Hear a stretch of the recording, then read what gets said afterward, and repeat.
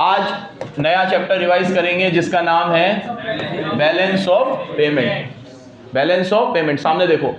इस चैप्टर में भी मैं आप लोगों को बता देता हूं क्या क्या बताने वाला हूं मैं आप लोगों को। सबसे पहले तो हर बार की तरह इसके मीनिंग और इसके फीचर्स, मीनिंग और फीचर। फिर जब एक देश दूसरे देश के साथ ट्रेड करता है तो उस तरह के लिंकेजेस, कितने तरह के लिंकेज होते हैं। फिर मैं तुम्हें पढ़ाऊंगा पूरा बीओपी का फॉर्मेट। क्या पढ़ाऊंगा? जिसमें मैं तुम्हें बताऊंगा किसके बारे में, करंट अकाउंट के बारे में और कैपिटल अकाउंट के बारे में। सबसे बड़ा टॉपिक यही है, करंट अकाउंट और कैपिटल अकाउंट। और फिर लास्ट में मैं तुम लोगों को बताऊंगा कि डीओपी में डिसइक्विलिब्रियम क्यों आता है। अकोमोडेटिंग और वो वाले ट्रांजैक्शन तो इसी में कवर हो जाएंगे, अकोमोडेटिंग और ऑटोनोमस ट्रांजैक्शन। और फिर मैं तुम्हें पढ़ाऊंगा डिसइक्विलिब्रियम क्यों होता है बीओपी में, उसके मेन रीजंस। जो नए जुड़े हैं तो इसके आने की संभावना भी बहुत है, नए जुड़े हैं पहले नहीं थे। तो ये मोटा मोटा मैं 4 चीजें आपको इस चैप्टर में रिवाइज कराने वाला हूं। कान खुले रखना, अच्छे से सुनते रहना। चलो शुरू करें। बैलेंस ऑफ पेमेंट बोलो। Balance of payment is a systematic record of all economic transactions between resident and rest of the world। तो भैया बैलेंस ऑफ पेमेंट क्या है? एक ऐसा रिकॉर्ड, एक ऐसा स्टेटमेंट जिसमें हम भारत के निवासी, भारत के रेसिडेंट और भारत के बाहर जो भी लोग हैं उनके बीच में जो भी ट्रांजैक्शन होते हैं उन्हें रिकॉर्ड करते हैं। तो एक बार अब तुम बोलो, balance of payment is a systematic record of all economic transaction between resident and rest of the world. याद हो जाएगा? ये याद हो गया होगा, ठीक है। इसके डेफिनेशन से इसके फीचर बने हैं। बैलेंस ऑफ पेमेंट में वही ट्रांजैक्शन रिकॉर्ड होते हैं जो भारत के रेसिडेंट और रेस्ट ऑफ द वर्ल्ड के बीच में होते हैं। क्या आप सब भारत के रेसिडेंट हो? ठीक है। कौस्तुभ शर्मा, रेसिडेंट का मतलब क्या बताया था नेशनल इनकम में? वेरी गुड, ये शब्द सुनना है मुझे। जिसका सेंटर ऑफ इंटरेस्ट इंडिया हो और जिसका जन्म भी इंडिया में हुआ हो या ना हुआ हो।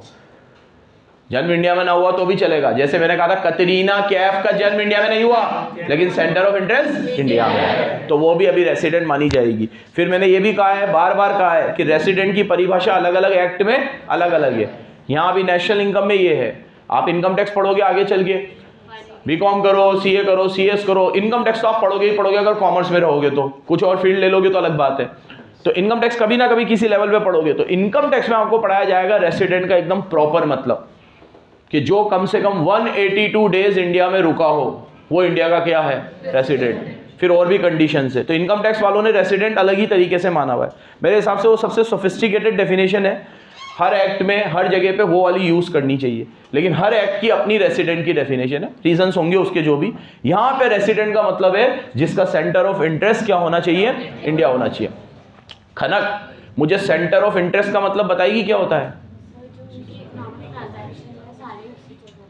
उसी जगह पे उसकी इकोनॉमिक ट्रांजैक्शन हो रही हो, जैसे कि अर्निंग, स्पेंडिंग वगैरह उसी जगह से हो रही हो। Very good. तो इसमें दिन को बेस नहीं बनाया, इसमें जैसे अगर मेरा भाई 2-3 महीने के लिए इंडिया आता है तो 3 महीने के लिए उसका सेंटर ऑफ इंटरेस्ट इंडिया हो गया।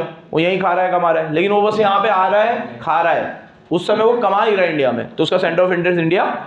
लेकिन कोई ऐसे लोग हैं जो 6 महीने इंडिया में काम करते हैं, 6 महीने बाहर काम करते हैं। ऐसे भी लोग हैं 6 महीने उनका इंडिया में भी बिजनेस है और 6 महीने बाहर भी बिजनेस है। तो 6 महीने के लिए उनका सेंटर ऑफ इंटरेस्ट इंडिया है, तो फिर उसे रेसिडेंट माने कि ना माने, या 6 महीने के लिए माने? मानना पड़ेगा, क्योंकि यहाँ पे तो क्या बोला जाता है? सेंटर ऑफ इंटरेस्ट इंडिया होना चाहिए। महीनों से या दिन से कोई मतलब नहीं। चलो अब यहाँ देखो, तो भैया इंडिया के रेसिडेंट आप सब हो, मैं हूं। अब हमारा ट्रांजैक्शन हो रहा है इंडिया के बाहर किसी बंदे के साथ, ठीक है। तो वो ट्रांजैक्शन बीओपी में आएगा। तो बीओपी के फीचर में सबसे पहली बात क्या है कि जो बंदा है वो कौन होना चाहिए? रेसिडेंट। और जो बाहर का बंदा है वो इंडिया के बाहर, मतलब रेस्ट ऑफ दी वर्ल्ड से बिलोंग करता हो। कहां से बिलोंग करता हो? तो जो रेसिडेंट है वो कहां का हो? और ये रेस्ट ऑफ द वर्ल्ड से बिलोंग करता हो। जब तक ये एक कंडीशन पूरी नहीं होगी वो ट्रांजैक्शन बीओपी में रिकॉर्ड बीओपी में रिकॉर्ड करने के लिए फर्स्ट एंड फॉरमोस्ट कंडीशन क्या है? एक बंदा इंडिया का और एक बंदा इंडिया के बाहर। सामने देखते रहना। नंबर 2, जो ट्रांजैक्शन है वो इकोनॉमिक ट्रांजैक्शन होना चाहिए। क्या होना चाहिए? पैसों में होना चाहिए। तो अगर मान लो मैंने बाहर किसी बंदे के साथ ट्रांजैक्शन किया और वो पैसों में नहीं है, तो बीओपी में रिकॉर्ड नहीं होगा। ठीक, तो वो नॉन इकोनॉमिक ट्रांजैक्शन है। नॉन इकोनॉमिक ट्रांजैक्शंस क्या होते हैं? जैसे कि कोई कुछ बोल रहा था, गिफ्ट वगैरह तो ट्रांसफर पेमेंट से, ट्रांसफर पेमेंट तो आएगी इधर, नेशनल इनकम नहीं पढ़ा रहा हूँ। There is a difference between economic transaction and transfer payments. Transfer payment वो होती है जिसमें वन पार्टी कुछ पे करती है, सेकंड पार्टी कुछ पे नहीं करती, लेकिन एक पार्टी ने तो पे किया है ना। और तुम तो पढ़ चुकी हो, रिवीजन कर रहे हो। ट्रांसफर पेमेंट तो करंट अकाउंट में आता है। करंट अकाउंट की 3 कंपोनेंट है, विजिबल ट्रेड, इनविजिबल ट्रेड और ट्रांसफर पेमेंट। कैसी बातें कर रहे हो यार, खून हो सकता है तुम्हारा। ठीक है, ट्रांसफर पेमेंट तो आएगा, पागल हो क्या? इकोनॉमिक ट्रांजैक्शन मतलब जो पैसों में होते हो। अब भले एक पार्टी ने दिया एक ने नहीं दिया तो भी वो इकोनॉमिक तो है ना। नॉन इकोनॉमिक ट्रांजैक्शन नहीं आएंगे। अरे बचपन से पढ़ रहे हो तुम लोग, जैसे हाँ मैं आपको फ्री में पढ़ा रहा हूं, तो वो कौन सा ट्रांजैक्शन है? Non economic. अब सेम ऐसे ही मान लो मेरे को किसी ने कहा कि ये साउथ अफ्रीका के जंगलों में कौस्तुभ जैसे बच्चे रहते हैं और दुनियादारी से बहुत दूर जा चुके हैं, इनको कुछ समझ नहीं आता। तो अगर आप एक इनिशिएटिव लेना चाहो और इनको पढ़ाना चाहो जंगलियों को और इनको वापस से इंसान बनाना चाहो, तो मैंने भी भैया डीलिंग करी यूनेस्को के साथ और ऐसे 50-60 बच्चों को मैंने अपनी शरण में ले लिया और उन 50-60 बच्चों को 3-4 साल तक पढ़ाया, दुनियादारी सिखाई, वापस इंसान बनाया। तो ये मेरा ट्रांजैक्शन हुआ रेस्ट ऑफ द वर्ल्ड के साथ, मैं इंडिया का और ये जंगली लोग अफ्रीका के, पढ़ाया इनको, पाला पोसा बड़ा किया।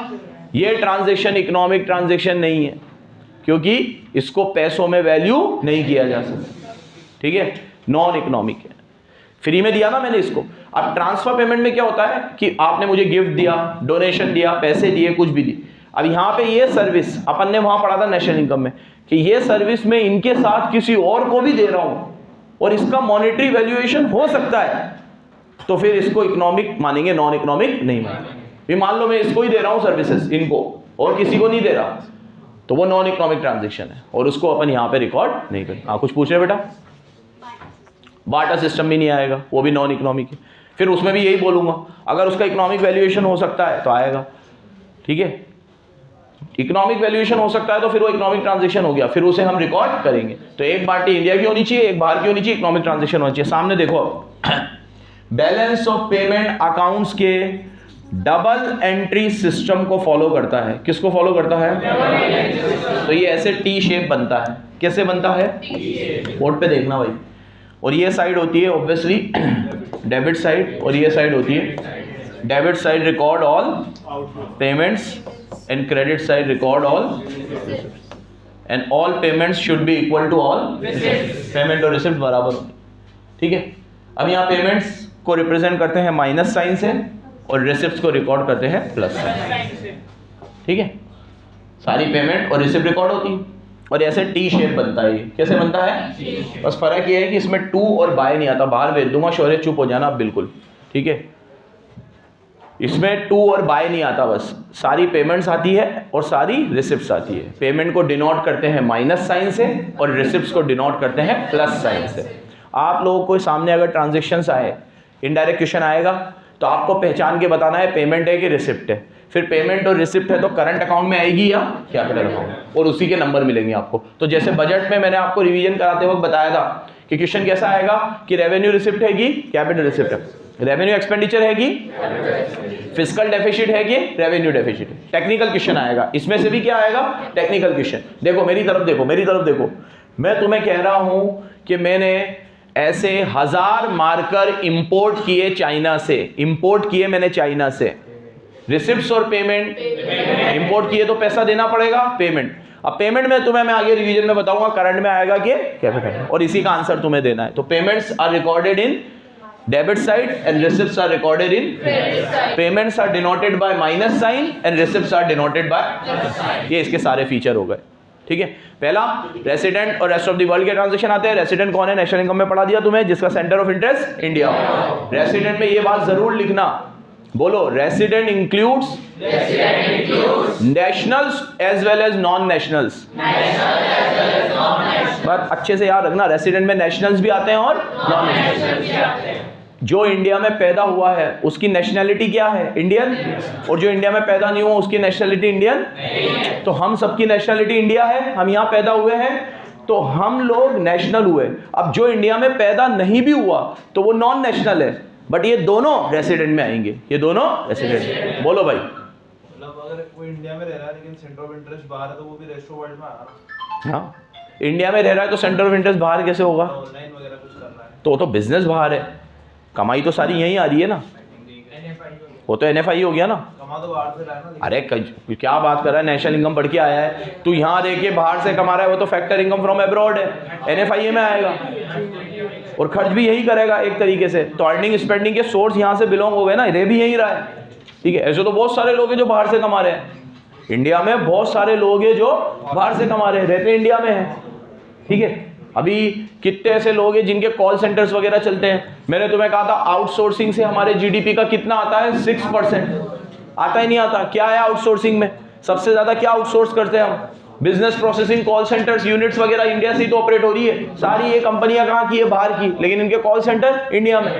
तो वो सब इंडियंस ही तो ऑपरेट कर रहे हैं, सारे इंडियन ऑपरेट कर रहे हैं, उनको सर्विसेज दे रहे हैं और कमा रहे हैं यहाँ से। डॉलर में ही आता सारा इनकम उनका सारा इनकम डॉलर में आता है। डॉलर में आने के बाद वो लोग यहाँ खर्च करते हैं रुपये में कन्वर्ट करके, तो वो सब फैक्टर इनकम फ्रॉम अब्रॉड है। चलो, ये इसके फीचर्स हो गए। एक बार रीड मान लो जल्दी से, ये वर्ड टू वर्ड लिखा हुआ होगा, यहाँ देखो सामने, यहाँ देखो सामने। सबसे पहले डेफिनेशन पढ़ी इसकी, record all economic transactions between resident and rest of the world. फिर डेफिनेशन का फीचर में पहला यही लिखना, it records only economic transaction between resident and rest of the world during a financial year. It is prepared on double entry system of accountancy and all receipts are recorded on credit side, all payments are recorded on debit side and all receipts and equals are equal। Accounting sense में ये हमेशा balance होगा, इसीलिए इसका नाम क्या है? Balance of payment. Accounting sense में हमेशा क्या होगा ये? अब कोई बच्चा ये सोचे सर इंपोर्ट और एक्सपोर्ट बराबर थोड़ी होते हैं, बैलेंस कैसे होगा? तो कभी इंपोर्ट ज्यादा होगी और इंडिया की तो हमेशा इंपोर्ट ज्यादा है, तो इंपोर्ट ज्यादा है तो हम लोन ले लेंगे और लोन लेंगे तो पैसा आएगा वो रिसिप्ट में जाएगा। कहाँ जाएगा? तो ये एक्सपोर्ट से जो पैसा आया और लोन से जो पैसा आया ये इंपोर्ट में चला गया, तो डेबिट और क्रेडिट तो क्या आएंगे? बराबर। बैलेंस शीट हमेशा टैली होती है कि नहीं होती हमारी? एक बात बताओ मुझे, सोच समझ के, सब कॉमर्स के ही बैठे हुए हो यहाँ पे, सिर्फ प्रॉफिट आने पे बैलेंस शीट टैली होती है कि लॉस आएगा तब भी होगी? होगी कि नहीं होगी? प्रॉफिट आएगा तो अपन लायबिलिटी साइड में लिखेंगे और लॉस आएगा तो एसेट साइड में। इसीलिए पार्टनरशिप में अपन लॉस बांट देते हैं, क्या है? यही करते हैं। लॉस एसेट साइड में आता है और इसीलिए लॉस अपन राइट ऑफ कर देते हैं, और लायबिलिटी साइड में रिजर्व्स आते हैं, उसे अपन डिस्ट्रीब्यूट कर देते हैं। करते नहीं करते? तो प्रॉफिट और लॉस कुछ भी आएगा बैलेंस शीट में, फिर भी बैलेंस शीट क्या होगी? टैली होगी। बस ये बैलेंस शीट ही है, नाम क्या है इसका? Balance of. तो ये बात कान खोल के सुन लेना, अकाउंट्स में हमेशा जब भी आप डबल एंट्री सिस्टम फॉलो करोगे तो आपकी बैलेंस शीट तो टैली होगी, बट इट डजंट मीन कि एक्चुअल में जो रिसिप्ट्स और पेमेंट है वही आपकी इनकम और एक्सपेंस है। रिसिप्ट्स और पेमेंट तो बराबर ही होंगे ना, ये तो आपके घर में भी है। आज मेरे घर में 50,000 का खर्चा हुआ, लेकिन कोचिंग से मैंने 40 ही उठाए हैं, तो 10 मैंने लोन लिए होंगे, तो रिसिप्ट तो 50 होगी, तभी तो पेमेंट 50 हुई है। कैश कभी नेगेटिव नहीं होता, रिसिप्ट 50 होगी तभी पेमेंट कितने की होगी? तो याद रखना हमेशा डबल एंट्री सिस्टम पे जो भी चीज चलेगी वो हमेशा क्या होगी? बैलेंस होगी। लेकिन हाँ, वो बैलेंस किससे होगी? लोन लेकर। किससे होगी? चलो इधर आओ। जब एक देश दूसरे देश के साथ डील करता है तो उस देश के बहुत सारे लिंकेजेस हो जाते हैं। क्या हो जाते हैं? 3 तरह के लिंकेजेस की जिक्र अपन यहाँ पे करेंगे। यहाँ देखो, एक देश दूसरे देश के साथ सिर्फ 3 ही तरीके से लिंक कर सकता है। आइदर उस देश के साथ हमारे गुड्स एंड सर्विसेज में रिश्ते अच्छे हैं तो वो प्रोडक्ट लिंकेज हो जाएगा, उस देश के साथ हम बहुत सारा कैपिटल इनफ्लो और आउटफ्लो करते हैं, पैसा देते हैं, पैसा लेते हैं, तो वो फाइनेंशियल लिंकेज हो जाएगा। और उस देश को हम लेबर सप्लाई करते हैं या वो हमें लेबर सप्लाई करता है, तो वो लेबर लिंकेज हो जाएगा। क्या हो जाएगा? तीनों के एग्जाम्पल अगर अपन देखें तो चाइना को अपन इंपोर्ट भी करते हैं, उनसे इंपोर्ट भी करते हैं और उनको एक्सपोर्ट भी करते हैं। तो चाइना से गुड्स और सर्विस दोनों में डील करते हैं हम। तो चाइना के साथ हो गया हमारा प्रोडक्ट मार्केट लिंकेज। कौन सा हो गया? कुवैत एक कंट्री है जहाँ पे बहुत सारे लोग इंडिया से कमाने के लिए जाते हैं, यूएई में जाते हैं, कनाडा में जाते हैं। तो इन लोगों के साथ शायद गुड्स और सर्विसेज में हमारा उतना ट्रेड ना भी हो, लेकिन हमारा लेबर में बहुत सारा लिंकेज हो जाए। तो कौन सा लिंकेज हो गया? Labour market linkage. कौन सा हो गया? इनफैक्ट आप ये मान के चलो, गल्फ कंट्री के साथ हमारे रिश्ते लेबर की वजह से ही बहुत अच्छे हुए, क्योंकि शुरू से आज हम लोग गुड्स में भी बहुत, आज गल्फ कंट्री में बहुत सारा, जो यूएई है, UAE one of the biggest trading partner है अपना। UAE one of the biggest trading partner है। बहुत अच्छा सामान वो अपन से लेता है, गुड्स एंड सर्विसेज में डील करता है हमारे साथ। बहुत अच्छी कमाई हम यूएई से करते हैं और हम भी यूएई से फिर ऑयल वगैरह भी लेते हैं, सब कुछ है। तो हमारा उनके साथ अभी प्रोडक्ट वाला लिंकेज भी है और लेबर वाला लिंकेज तो शुरू से ही है, क्योंकि कुवैत हो, बहरीन हो, कतर हो, दुबई हो, ठीक है, जितनी भी कंट्रीज है, इन सब कंट्रीज में आपको एक बहुत अच्छी क्वांटिटी में इंडियंस मिलेंगे। ठीक है, अब जैसे कुवैत है, कुवैत में तो अभी पार्लियामेंट में ये बिल पास हुआ वहाँ पे कि भैया अपन लोग इंडिया से आने वाले लोगों को लिमिट कर दे क्या, क्योंकि उनके यहाँ की टोटल पॉपुलेशन का 20% पॉपुलेशन इंडियंस है। तो उनको ये डर है कि धीरे धीरे ये हमारे गवर्नमेंट ऑफिसेस में भी सारे इंडियंस ना दिखे। वैसे तो उनका रूल है, सरकारी नौकरी उनके नेशनल्स को ही मिलती है, लेकिन उनको ये है मार्केट, तो ये मान लो वहाँ के मार्केट की रौनक इंडियंस से है। ईद आएगी वहाँ पर, तो वो फेस्टिवल सबसे बड़ा सीजन जो इंडिया से लोग गए हैं उनके लिए होगा। 3 दिन 4 दिन तक जो उनकी व्यापार चलता है उसका कोई मुकाबला नहीं होता। ठीक है, तो वो क्यों? क्योंकि इंडियंस है वहाँ 20-1% वाकई में आसपास है और बहुत अच्छी कमाई वहाँ पे, क्योंकि दिनार का रेट कितना है अभी? एक कुवैती दिनार का रेट 280 रुपये है, एक कुवैती दिनार। तो अगर कोई वहाँ पे 100 रुपये कमा रहा है, वहाँ के 100 दिनार, तो वो इंडिया में हो गए 28,000। कितने हो गए? 28,000। अब कोई 500 कमा रहा है, 1,40,000, और वहाँ 400-500 दिनार कमाना कोई इतनी बड़ी बात नहीं है। तो वहाँ पे जो लेबर वर्क भी कर रहा है, जो 400-500 दिनार भी कमा रहा है, वो यहाँ के लिए तो लखपति है, क्योंकि वो यहाँ 1,40,000 भेजेगा, तो वो यहाँ के लिए तो क्या है? लखपति है। तो करेंसी बेनिफिट बहुत ज़बरदस्त है। इतना करेंसी बेनिफिट गल्फ में और कहीं पे भी नहीं है। जैसे अगर आप दुबई भी जा रहे हो तो दुबई में 1 दिरहम कितने का है? शायद 23-24 रुपये का है। ठीक है, 23 रुपये का है। तो जो करेंसी बेनिफिट्स कुवैत में है वो कहीं पे भी नहीं है। बहरीन में भी 20 रुपये 25 रुपये, खैर चलो। तो इन कंट्रीज के साथ, यहाँ देखो, ये गल्फ कंट्रीज के साथ हम लोग, सुनो सामने देखो, प्रोडक्ट में भी डील कर रहे हैं और यहाँ से बहुत सारी लेबर भी वहाँ जा रही है काम करने को। तो ये हो गया लेबर मार्केट लिंकेज। कौन सा हो गया? Labour market linkage. तीसरा और आखिरी, कैपिटल लिंकेज। इसमें हम लोग एक कंट्री दूसरी कंट्री के साथ लिंक है पैसों की वजह से। किसकी वजह से? जैसे अफगानिस्तान है, बांग्लादेश है, इन लोगों को, श्रीलंका को, नेपाल को, भूटान को, इन सारी एशियन कंट्रीज को इंडिया एक हैंडसम अमाउंट ऑफ डेब्ट देता है। ठीक है, फाइनेंशियल लिंकेज, मदद, पैसों में मदद करता है। अफगानिस्तान में एक बहुत बड़ा अभी कोई पुल बनना था, उससे ट्रेड अच्छा हो जाता, तो इंडिया ने वो पुल पूरा बना के दिया अपनी कॉस्ट पे। ठीक है, और तुम्हें शायद मैंने पहले भी किसी क्लास में भी कहा था कि उनकी क्रिकेट टीम को भी बहुत मदद करता है इंडिया। एक क्रिकेट का एग्जांपल दूं मैं तुम्हें, एशिया कप होता है, एशिया कप, एशिया कप होता है ना, एशिया कप में एशिया की कंट्रीज खेलती है। शायद आप में से किसी को पता भी हो, अभी पिछली बार एशिया कप इंडिया ही जीता था 2023 में। एशिया कप में जितना भी पैसा एशियन क्रिकेट बोर्ड कमाता है, और जब भी वो टाइटल इंडिया जीतता है, तो इंडिया एक पैनी भी नहीं लेता है एशिया कप से। और हम इसकी कभी मार्केटिंग भी नहीं करते, क्योंकि बीसीसीआई बहुत अमीर बोर्ड है, ज़रूरत भी नहीं है, लेकिन अच्छा खासा अमाउंट आता है। करोड़ों में पैसा आता है। इंडिया एक पैसा भी एशिया कप से उठाता नहीं है, और वो एशिया कप की जितनी भी अर्निंग है वो एशिया में जो गरीब नेशन है उनके स्पोर्टिंग कल्चर को और स्पोर्टिंग इंफ्रास्ट्रक्चर को बढ़ावा देने के लिए इंडिया दे देता है। कभी नेपाल को दे देता है, कभी भूटान को दे देता है, कभी अफगानिस्तान को देता है। इसलिए तुम देखो ये एशिया से जितनी भी कंट्रीज अभी क्रिकेट में आगे आ रही है, ठीक है, इसमें फाइनेंशियली बहुत हद तक इंडिया मदद करता है।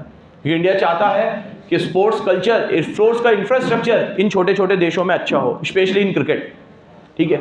तो ऐसे हम लोग पैसों से खूब मदद करते हैं अलग अलग देशों की, और हमारी भी होती है, ठीक है। वो ऐसे ही चलता है पूरा कारवा, ठीक है। तो ये कौन सा लिंकेज हुआ? Financial linkage. कौन सा हुआ बच्चों? सुन रहे हो, पीछे सुन रहे हो? तो एक देश दूसरे देश के साथ कितने तरीके से लिंक करेगा? Product linkage, financial linkage, labour linkage. Product linkage, financial linkage. इसका क्वेश्चन मैं तुम्हें दूं तो पहचान लोगे? सिर्फ ये लिख के आना है ये प्रोडक्ट है, लेबर है कि फाइनेंस है, लिख दोगे? बढ़ो आगे बढ़ो। अब एक और चीज मैंने तुम लोगों को पढ़ाई थी, एडवांटेजेस। हम लोग बीओपी बनाते क्यों? इसमें मैंने आपको न्यूमेरिक बनवा रखा है, सॉस। क्या बनवा रखा है? ठीक है। अब ए दो बार है तो ए स्क्वायर हो जाएगा बस, सॉस। इंडिया को क्या फायदा है बीओपी बनाने से? क्यों हम इतनी मेहनत करें? हम लोग बजट लेकर आते हैं, हम बजट में सब बता देते हैं कितनी रिसिप्ट है, कितनी पेमेंट है। जो इंपोर्ट कर रहा है उसको भारत में टैक्सेस वगैरह सब देने ही है, एक्सपोर्ट कर रहा है उसको भी टैक्सेस देने ही है, सब कुछ पता चल ही रहा है इंडिविजुअल लेवल पे। तो उसके लिए एक पूरा स्टेटमेंट बनाऊं, सारी इंपोर्ट, सारी एक्सपोर्ट, सारी रिसिप्ट, सारी पेमेंट एक साथ इकट्ठा करने की जरूरत क्या है? What is the need of making balance of payment, of preparing balance of payment? क्यों बनाऊं मैं, ये मेहनत क्यों करूं मैं जबरदस्ती की? तो उसके लिए भैया आता है हमारा ये सॉस। सॉस का मतलब क्या था? S for strength and weakness. क्या है? बीओपी बनाने से हमें हमारे देश की स्ट्रेंथ और वीकनेस पता चलती है। आज मैं आप लोगों के साथ पढ़ाते पढ़ाते कितनी बार जो रियलिस्टिक डेटा है वो शेयर करता हूँ। जैसे अभी एशिया कप की ही बात हुई, तो ये एक रियलिस्टिक डेटा है, लिंक्ड था इससे, तो आपके साथ शेयर किया। ऐसे आपको कितनी बार मैं बताता हूँ इंडिया इस चीज़ के इंपोर्ट में अच्छा ज़्यादा करता है, मतलब इस चीज़ का एक्सपोर्ट ज़्यादा करता है। ये मुझे कैसे पता चला? ऐसी कोई चीज हमारे पास अवेलेबल है तो हम ये डेटा ले पा रहे हैं ना। अब गूगल करा, कुछ भी करा, कहीं भी पढ़ा, न्यूज आर्टिकल में पढ़ा, न्यूज चैनल पे देखा, तो उनके पास भी कहां से आया? बना है तब तो आया है। तो सोर्स, डेटा का जो भी सोर्स है वो ओरिजिनेट करने का काम बीओपी करता है। तो बीओपी से हमें पता चलेगा हमारी स्ट्रेंथ क्या है और आज हम बताते हैं कि हमारा जितना भी इंपोर्ट होता है उसका 75% इंपोर्ट क्रूड ऑयल से होता है। अब ये कम हो गया है क्योंकि हम रिन्यूएबल एनर्जी के सोर्सेज पे काम कर रहे हैं, लेकिन एक टाइम ऐसा था जिसमें अगर हम 100 रुपए की चीज बाहर से मंगा रहे हैं तो उसमें 75 रुपए का सिर्फ तेल था। समझ रहे हो क्या कह रहा हूं? सुना तुमने? 100 रुपए की चीज अगर बाहर से आ रही है तो उसमें 75 का तो सिर्फ क्या है? Crude oil. और बाकी तुम्हारा ये मोबाइल, कपड़े, टेक्नोलॉजी, ये वो सब मिला के कितने थे? 25। सही करना था हमें इसे। तो अब हम धीरे धीरे रिन्यूएबल एनर्जी पे काम कर रहे हैं, सोलर एनर्जी पे जा रहे हैं, विंड एनर्जी पे जा रहे हैं, जो भी हो सकता है। पेट्रोल का भी हमने कितना, अभी इलेक्ट्रिक व्हीकल के ऊपर सरकार कितना जोर दे रही है, अब दिखने भी लगी है ना। पहले तो रोड पे दिखती थी क्या ईवीज, ये तो दिखने लगी है बढ़िया है। और 8-10 सालों में अगर इलेक्ट्रिक व्हीकल का इंफ्रास्ट्रक्चर अच्छा बन गया, ईवी के जो चार्जिंग पॉइंट्स है वो अच्छे हो गए। अभी लोग क्यों घबरा रहे हैं ईवी लेने से कि चार्जिंग पॉइंट्स नहीं है।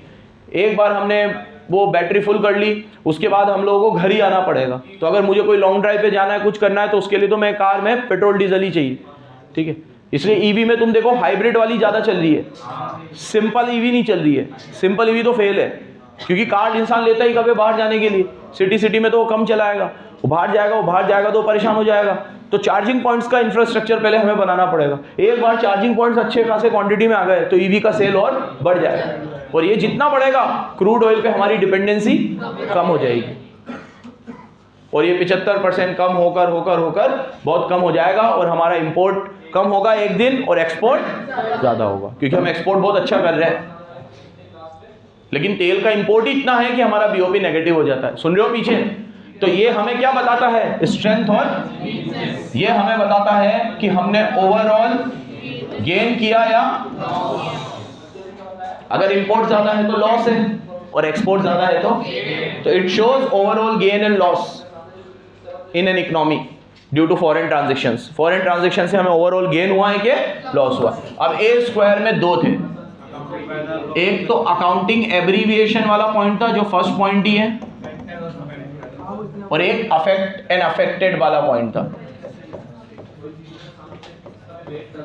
सुनना बराबर, बीओपी हमारे सारे डेबिट्स और क्रेडिट्स को बराबर कर देता है, तो इससे हमारी अकाउंटिंग एब्रीविएशन करेक्ट हो जाती है।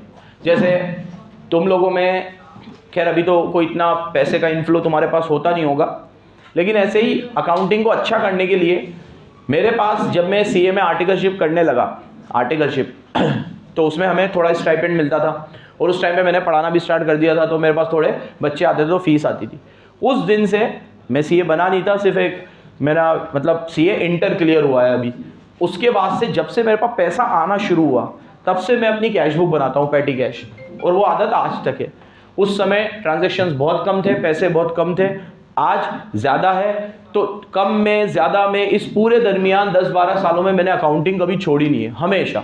ठीक है, कि जो भी पैसा आया, मेरी आदत थी यहाँ खर्च हुआ, यहाँ खर्च हुआ, इसको दिया, उसको दिया, और उसके बाद मैं उसे बैलेंस कर लेता था, हाँ सब कुछ सही है। फिर जब तक मुझे याद नहीं आता था कि यार ये पैसा मेरे पास शॉर्ट आ रहा है और ये मैंने किसको दिया है, तब तक मेरे को बड़ी बेचैनी होती थी। भले वो मैंने किसी को भी दिया हो, कुछ भी चैरिटी करी हो, नाली में फेंका हो, कुछ भी हो, घूम गया तो भी दिक्कत नहीं है, लेकिन मुझे दिक्कत इससे थी, मुझे याद क्यों नहीं आ रहा मैंने किसको दिया, ये टैली क्यों नहीं हो रहा, और वो मेरा आज तक है। ठीक है, और पढ़ाते वक्त भी, ठीक है, कोई आंसर अगर तुमने भेजा और वो मुझसे नहीं हुआ या मुझे क्लिक नहीं कर रहा, तो तुमसे ज़्यादा बेचैनी तो मुझे होगी, ये क्या हो गया, ये कैसे नहीं आ रहा है। ठीक है, ये तुम्हारे लेवल पे तो नहीं होता है ऐसा, सीए वगैरह में होता है कई बार, कोई ऐसे एकदम out of the box question आ जाए तो टेंशन रहती है कि यार ये कैसे मैं इसको सॉल्व करूँ, इसका क्या एक चीज़ है जो मुझसे मिस हो रही है। इन चीज़ों से हमारी अकाउंटिंग और अच्छी होती है। तो मेंटेनेंस हमारे अंदर इम्प्रोवाइजेशन लेकर आएगा। तो हम जब बीओपी बनाते हैं तो हमें पता चल जाता है कि हमारे डेबिट्स क्रेडिट के बराबर हो रहे नहीं हो रहे। अब इंपोर्ट ज़्यादा है, एक्सपोर्ट कम है, तो कितना ज़्यादा है, और उस ज़्यादा पैसों को हमने कौन से लोन से भरपाई करी है, ये हमें पता चलेगा। तो ये हमारी अकाउंटिंग एब्रीविएशंस को करेक्ट करने में मदद करता है। तो ये एक ये है, एक ये पॉइंट इससे रिलेटेड है, मतलब सेम ही है, जबरदस्ती डाला हुआ है। ये बताता है कि हम फॉरेन इकोनॉमी से अफेक्ट हुए कि हमने उन्हें अफेक्ट किया। तो अगर हमारा ओवरऑल लॉस ज़्यादा है तो हम उनसे अफेक्ट हुए, और ओवरऑल गेन ज़्यादा है तो हमने उन्हें अफेक्ट किया। ठीक है, और लास्ट है सिग्नल्स। ये हमें सिग्नल्स प्रोवाइड करता है फ्यूचर पॉलिसी फॉर्मुलेशन के। सिग्नल्स प्रोवाइड करता है फ्यूचर पॉलिसी फॉर्मुलेशन। ठीक है, अच्छा एक बात और सुन लो, जब ये एग्जाम में आए ना तो तुम ये न्यूमेरिक तो लिख दोगे, लेकिन ये न्यूमेरिक के कोई पॉइंट नहीं है, ये हमने बनाए हैं। तो आप लोग लिखने से पहले वो लाइन दिमाग में संभाल लेना, नहीं तो काटा पीटी होगी। अब जैसे आपने सिर्फ सिग्नल लिख दिया, क्या सिग्नल, आपको ऐसे लिखना है कि balance of payment provide valuable inputs for future policy formulations. ठीक है, ये हमें फ्यूचर पॉलिसी फॉर्मुलेशंस के लिए सिग्नल्स प्रोवाइड करता है। कैसे, जैसे अभी मैंने आपको कहा कि हमारा इंपोर्ट 75% सिर्फ किस चीज का होता है, क्रूड ऑयल का। तो क्या ये हमें या हमारी सरकारों को इनपुट नहीं दे रहा कि हमें क्रूड ऑयल से अपनी डिपेंडेंसी, और सरकार को समझ में भी आया ये, तो सरकार ने धीरे धीरे रिन्यूएबल एनर्जी के ऊपर शिफ्ट किया अपना फोकस। तो ये हमें क्या प्रोवाइड करता है, signals for future policy formulations. क्या बात समझा पा रहा हूं मैं? ये सोर्स हो गया हमारा। एक बार फिर देख लो, एस फॉर स्ट्रेंथ और वीकनेस। स्ट्रेंथ और वीकनेस में तुम लोग लिख देना भैया क्या हमारी स्ट्रेंथ है और क्या हमारी वीकनेस है। जैसे क्रूड ऑयल हमारी वीकनेस है, आउटसोर्सिंग हमारी स्ट्रेंथ है, आउटसोर्सिंग हमारी स्ट्रेंथ है। ठीक है, नंबर 2 ओवरऑल। मैं बताता अगर लास्ट कितने सालों में, 10 साल 20 सालों में लगातार हमारा इंपोर्ट ज़्यादा है तो हम ओवरऑल लॉस में हैं, और लगातार एक्सपोर्ट ज़्यादा है तो हम ओवरऑल गेन में। अब इसमें भी कंट्री वाइज कर सकते हो आप, जैसे इंडिया के साथ इंडिया और यूएस का देखोगे आप तो हमारा एक्सपोर्ट ज़्यादा है, पता है तुम्हें? अमेरिका में हम एक्सपोर्ट ज़्यादा करते हैं, इंपोर्ट कम करते हैं, और चाइना में हम इंपोर्ट ज़्यादा करते हैं और एक्सपोर्ट कम करते हैं। सेम ऐसे ही गल्फ कंट्री में अगर हम क्रूड ऑयल को हटा लें तो बाकी सारी चीजें हम एक्सपोर्ट करते हैं और क्रूड ऑयल उनसे इंपोर्ट करते हैं। रशिया के साथ हमारा बराबर चलता है इंपोर्ट एक्सपोर्ट, ऑलमोस्ट बराबर, ठीक है।